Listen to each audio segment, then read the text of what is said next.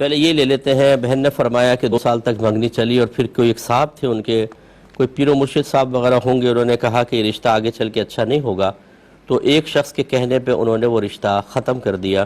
کیا حکم شرع ہوگا؟ دیکھیں، اس طریقے سے کہنا بالکل غلط ہوتا ہے کہ جی یہ رشتہ ٹھیک نہیں ہوگا۔ یہ استخاروں کی مسائل بھی ایسے ہی ہوتے ہیں۔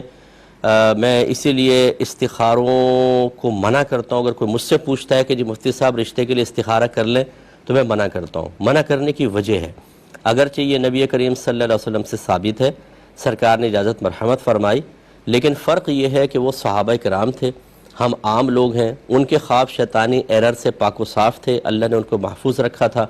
انہیں جو خواب نظر آتے تھے وہ یقیناً من جانب اللہ ہوں گے۔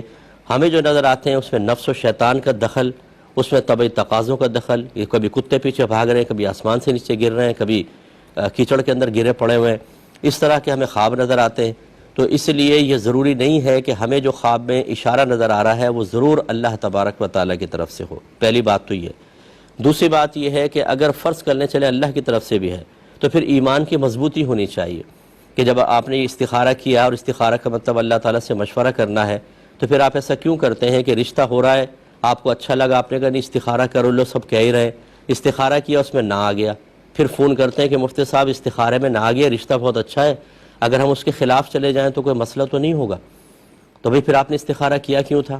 آپ تو کہہ رہے ہیں یہ اللہ کا مشورہ ہے۔ جب اللہ کا مشورہ ہے، اللہ کا مشورہ ہے، تو پھر آپ کیوں اس کو اللہ کے مشورے کو ٹال رہے ہیں؟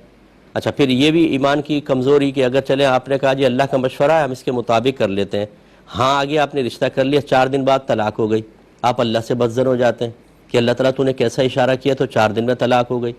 اب آپ کو کیا پتہ ہے کہ جو ہاں کا اشارہ تھا یہ اللہ تبارک و تعالیٰ کی طرف سے جو اشارہ تھا یہ آپ کے حق میں بہتری تھی، اور یہ رشتہ ٹوٹنا ہی بہتر تھا، قسمت میں تھا، ٹوٹ گیا، بہت اچھا۔ لیکن یہ چیزیں نہیں ہوتی، پھر کلمات کفر زبان سے نکلتے ہیں، اللہ کی بارگاہ میں شکوہ شکایت کرتے ہیں۔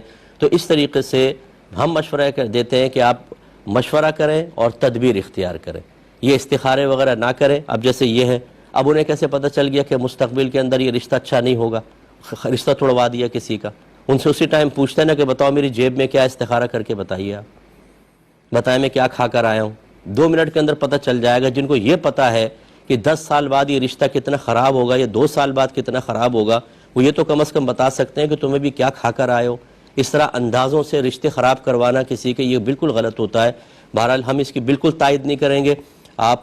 ہمارا مشورہ یہ ہے کہ مشورہ اور تدبیر کریں، استخاروں کی طرف نہ آئے۔ ہر ایک اپنی اپنی بولی بولے گا، آپ 4 استخارے کروائیں، ایک ہی کام کے 4 آدمیوں سے کروائیں، ایک کچھ کہے گا، کچھ کہے گا، کچھ کہے گا، کچھ کہے گا۔ اور جو کر رہے ہوتے ہیں استخارے، یہ کبھی اپنی 2 کروڑ کی انویسٹمنٹ کے لیے کبھی استخارہ کر کے انویسٹمنٹ نہیں کریں گے۔ اپنی بیٹی اور بہن کا نکاح کرنا ہو کبھی استخارے کے اوپر نہیں کریں گے، ہمیشہ مشورہ تدبیر کریں گے۔ یہ بات میری بری تو بہت لگے گی سب کو، کیونکہ یہ دوسروں کے بچوں کی زندگیاں خراب کر رہے ہیں، دوسروں کے رشتے توڑوا رہے ہیں، دوسروں کے بارے میں بدگمانیاں پیدا کر رہے ہیں، اپنے لیے وہی تدبیر اور مشاورت چل رہی ہے۔ اس لیے ہم تو وہ بات کہیں گے جو اپنے لیے پسند کرتے ہیں وہ آپ کے لیے کریں گے۔